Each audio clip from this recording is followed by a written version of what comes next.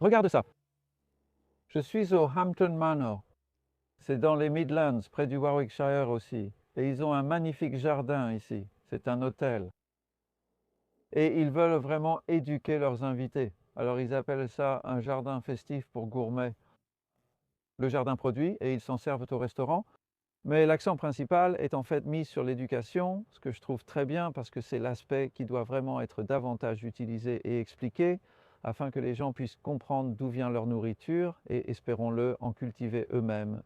Donc ils utilisent ici des méthodes sans labour et pratiquent la permaculture en faisant un peu de tout. Je crois que ce sol manque de compost et je veux en discuter avec les jardiniers présents. Voici Leslie avec la chemise vert clair et Caroline. Ils ne sont même pas à plein temps ici. Je pense donc que ce jardin manque de personnel, mais c'est souvent le problème, non? C'est d'avoir assez de main-d'œuvre pour faire tous les travaux. Oui, Tu arrives tout juste à suivre. Oui, on tourne en rond. oui, on tourne en rond. On fait de notre mieux, On fait de notre mieux avec ce qu'on a. Oui, absolument. mais je veux dire, le jardinage sans labour aide, non? Tu as adopté cette approche et tu mets du compost. Oui. Il n'y a pas tant de mauvaises herbes que ça. Ça ne te dérange pas d'avoir quelques mauvaises herbes parce que tu fais aussi un peu de permaculture et de forêt nourricière. Oui, c'est ce que nous faisons. Nous avons beaucoup de mauvaises herbes et nous les encourageons activement. Oui, c'est vrai. Nous avons aussi des ruches et nous voulons encourager les plantes à fleurs pour nos abeilles également. D'accord, très bien. Juste ici, j'ai remarqué qu'il est tout à fait possible de traverser par ici. Je veux dire, oui, tu peux voir comment ce sol est assez sec et poussiéreux, n'est-ce pas? Oui. Il y a une galerie de vers de terre là-bas, c'est encourageant, mais la structure n'est pas mauvaise. Comment le décrirais-tu, le sol lui-même?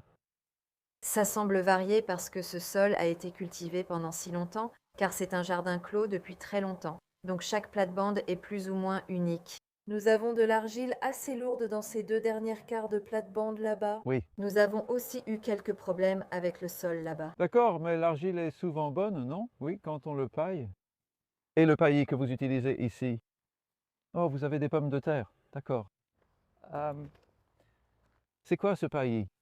Donc, nous avons eu beaucoup de chance parce que nous essayons de trouver de la bonne matière organique et un arboriste que nous connaissons nous a permis de recevoir une livraison de ceci. Ce sont des copeaux de bois très anciens, bien décomposés. Oui. Et je pense qu'il a environ 6 ans. Six? Oui, je crois. En a-t-il d'autres? Oui, il en a. Nous espérons désormais un approvisionnement régulier. Mon Dieu, eh bien ce serait incroyable. Oui, je sais. Je dirais qu'il te faudrait au moins 3 ou 4 chargements de ça. Oui, j'espère.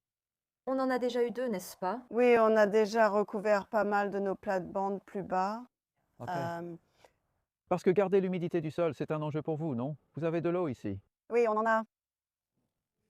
Nous avons un réservoir sous le restaurant ici qui a une énorme capacité, environ 16 000 litres. Donc, on utilise ça en ce moment, ce qui est super. Nous avons un robinet au jardin relié au réseau principal, mais nous tentons d'utiliser l'eau du réservoir. L'été dernier, pendant la sécheresse, avez-vous utilisé ces 16 000 litres? Vous l'avez fait, nous aussi. C'est intéressant, non? On croit en avoir beaucoup, mais ce n'est jamais assez. Et ici, vous avez, eh bien, des paillis de différentes sortes. Oui, c'est vrai. Nous faisons aussi des expériences. Voici une comparaison intéressante de 2 méthodes pour récupérer un terrain très envahi par les mauvaises herbes. Ici, il y avait beaucoup de mauvaises herbes il y a un mois et au lieu de bêcher, ils les ont juste raclées en surface. C'est donc une méthode sans labour pour éliminer les mauvaises herbes que vous avez sûrement mises dans le compost. Oui. Nous l'avons fait. Et puis ils ont mis ce vieux compost de copeaux de bois par-dessus, ce qui rend vraiment bien.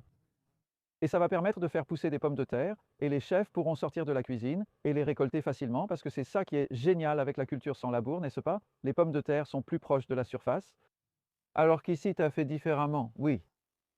Pas de grattage, mais tu as mis du carton Oui. Ou de la laine. ou de la laine. Une partie sera coupée. Cela dépend de la quantité disponible. On utilise ce qu'on nous donne. Une partie est coupée, puis du carton recouvert de paillis. D'accord. Je trouve que la laine fonctionne vraiment bien à Homemakers et qu'elle est très nutritive. Donc par-dessus, tu ajoutes de la vieille écorce et en fait n'importe quelle matière ligneuse. Et en fait, pas une couche épaisse.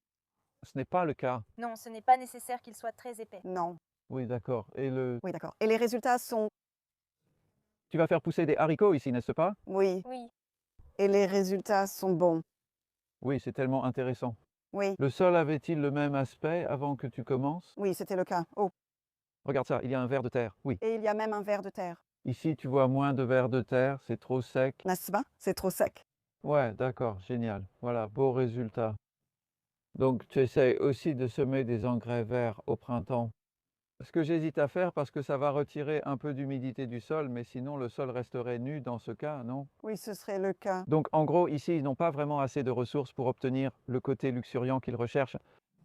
Mais tu t'en sors avec cet engrais vert de moutarde que je viens juste d'arracher. Bon système racinaire, beaucoup de matière organique. Eh bien, ce parterre a été fortement paillé l'année dernière. Donc, il a été amélioré et nous devons continuellement donner la priorité à d'autres parterres. C'est aussi un bon exemple à montrer aux invités qu'on fait quelque chose de différent. Donc, nous voulions faire cela ainsi que ces deux parterres. Je regarde juste la terre ici, n'est-ce pas? Tu sais, même si tu l'as paillée, ça montre à quel point cette terre est gourmande.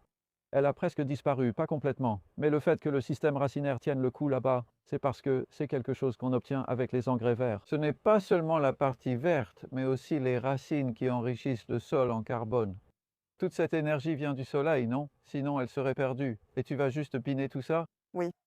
Exactement, super. Avant qu'ils ne fleurissent. Planter les célèbres trois sœurs, Mais c'est celle que nous allons faire en bloc par contre. en blocs. Oui, bien, oui. Ça va vraiment bien rendre. Il y aura aussi des fleurs ici. On essaye de varier. C'est notre bande plantée là-dedans. Oui. Là, le long du fond. D'accord, oui, c'est une bonne idée. Et ça a l'air si sec et aride. Je pense que c'est en partie parce que l'humidité a été un peu aspirée par la moutarde, n'est-ce pas? Probablement, oui.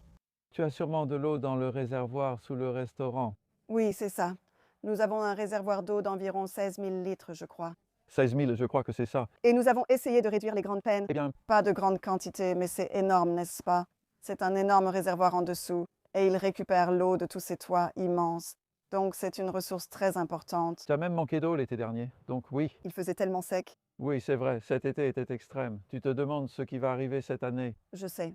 Mais le paillage a vraiment fait la différence, les plates-bandes qu'on a en mars, parce que quand on a creusé, c'était humide en dessous, même quand il faisait le plus chaud, Et des vers de terre. et des vers de terre. Donc on en était loin quand tu as commencé ici. Non, Non. c'est parlant.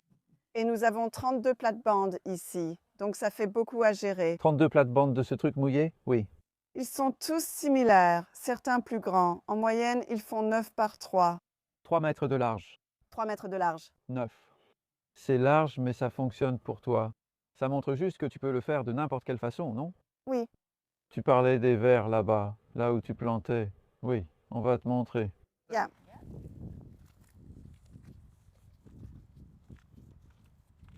Oui, je goûtais ta menthe chocolatée. Elle a vraiment un goût de chocolat. Bien. Je ne sais pas si ce que j'ai eu avait été vendu sous le mauvais nom, mais ce n'était pas aussi chocolaté. D'accord. Mais celui-ci, Cassis. ça sent divinement bon. Oh mon Dieu, oui, c'est tellement différent. C'est tellement différent, n'est-ce pas? Petit fruit. Oui. Avez-vous du mal à empêcher les chefs de se servir ici? Ils sont connus pour marauder, non? Nous les voulons. On veut toujours qu'ils cueillent autant qu'ils veulent, honnêtement. C'est ce qu'on fait. C'est ce qu'on fait. Tu ne penses pas qu'ils pourraient au moins maîtriser la menthe? Et pour le romarin ou d'autres plantes?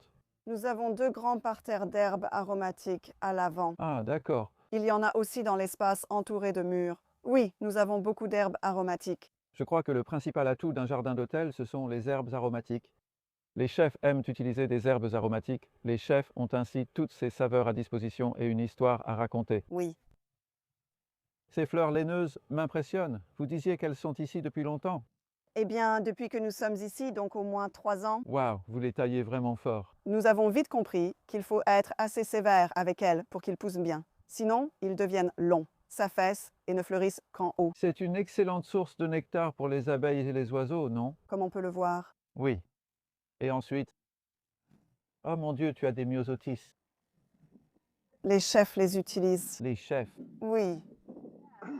Nous produisons beaucoup de fleurs pour les chefs et c'est la première fleur que nous fournissons. Ensuite, cela continue tout au long de l'été. Oh, génial. Et qu'est-ce que c'est? Oh, d'accord. Oh, Tu as un panneau. ceci, oui. Alors, qu'est-ce qu'il y a ici?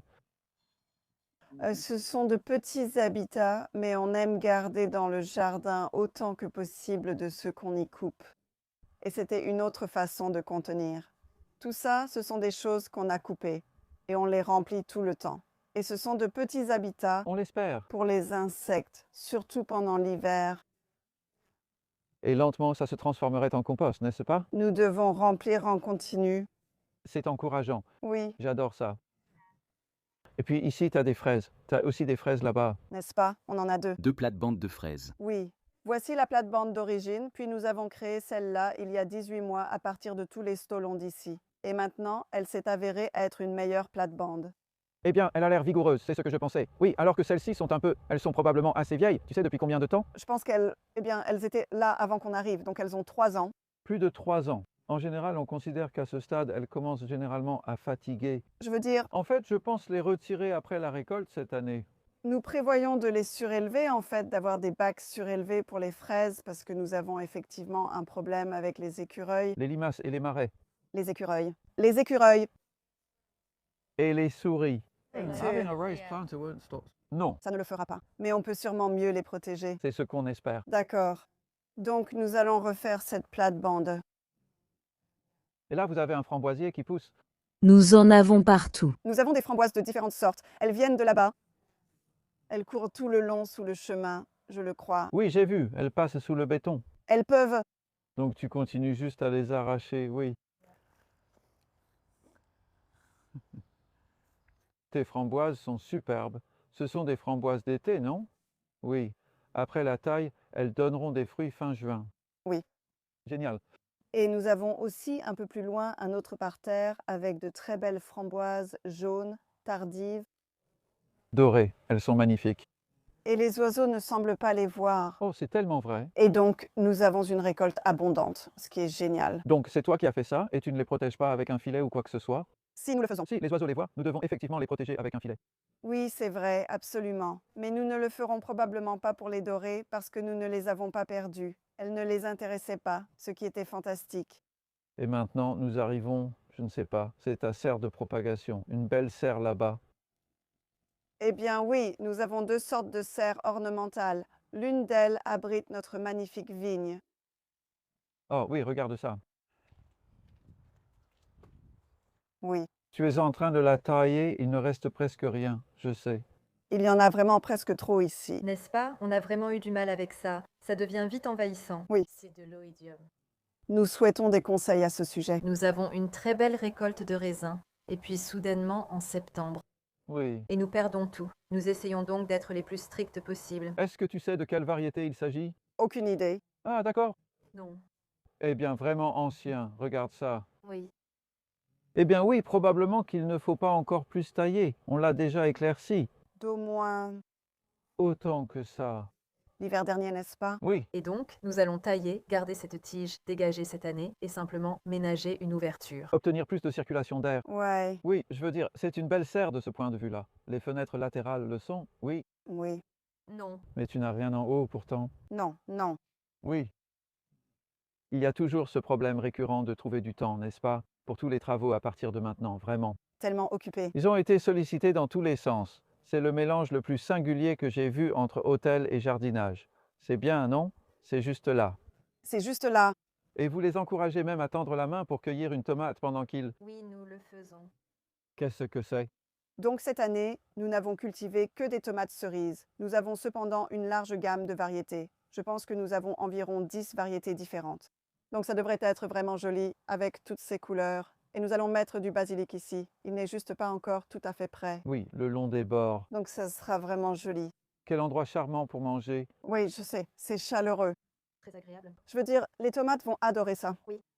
Oui, Et tu grandis. Oui, les cordes. Donc les cordes grandissent. Mais bon, je vais demander, c'est du jute, non? oui. Tu ne trouves pas que ça pourrit dans le coin? Eh bien, En fait, oui. C'était le cas l'année dernière. mais nous l'avons mis sur un tuteur, Donc tu apprends, on apprend toujours. n'est-ce pas? C'est une façon intelligente de faire les choses. Nous les avons donc repliés vers l'intérieur. Oui. Oui, Précisément pour ça. Parce qu'à mesure qu'ils grandissaient, on arrivait et ça faisait ping. Oh, et puis on a dû mettre des tuteurs. c'est terrible. Tout ce temps perdu. Donc oui, On vous tiendra au courant de notre progression. J'espère que ça va marcher parce que oui, sinon ça pourrirait. Ces petits arceaux en saule ont-ils une utilité? En fait, ce sont des coins. Ah, des coins ici, des coins. Comme on en avait beaucoup coupé dans un autre jardin, on a décidé de les utiliser.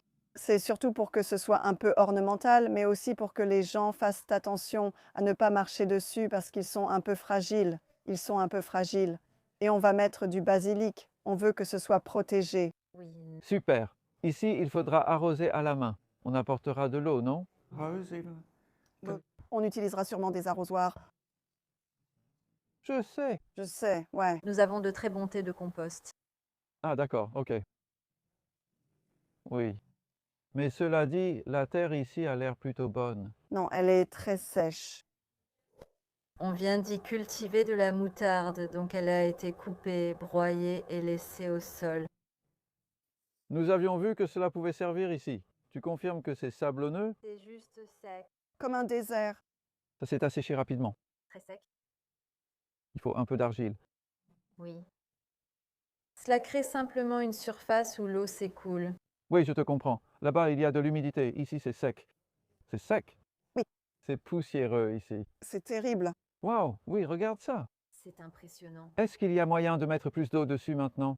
Parce que, tu sais, commencer avec de la poussière comme ça ne va pas être facile de... Eh bien, Nous avons bien arrosé hier. honnêtement. Oui. Comme c'est très sec, l'eau ruisselle presque. Mais cette nouvelle matière organique que nous avons mise dessus a retenu un peu d'humidité. Je veux dire, imaginez à quel point il fait chaud ici aujourd'hui. C'est sec. N'est-ce pas? Mais nous cultivons ici des tomates avec succès depuis des années, donc nous savons que ça fonctionne. C'est difficile. Ces fenêtres du haut s'ouvrent, automatiques? Non. Et sur le côté? Oui, Les deux côtés sont ouverts. Ah oui, cool. oui. Génial, j'adore. Ça a été un vrai plaisir de travailler avec Leslie et Caroline et de voir ce qu'elles font ici. Et l'impressionnante transformation réalisée dans ce jardin ces 3 dernières années. Et je parlais ce matin avec James, le propriétaire de l'entreprise avec sa famille, des possibilités futures. Je crois que je vous ai peut-être trouvé encore un peu plus de travail. D'accord. En étendant le jardin sur le petit champ là-bas. Des possibilités incroyables. J'ai dit qu'il vous faudrait bien plus de main-d'œuvre. J'ai dit qu'il faut faire passer ces dames à plein temps, si elles le peuvent et si elles le souhaitent. Et qu'il faut aussi quelqu'un d'autre pour aider, car cultiver des légumes prend beaucoup de temps. Oui, c'est vrai.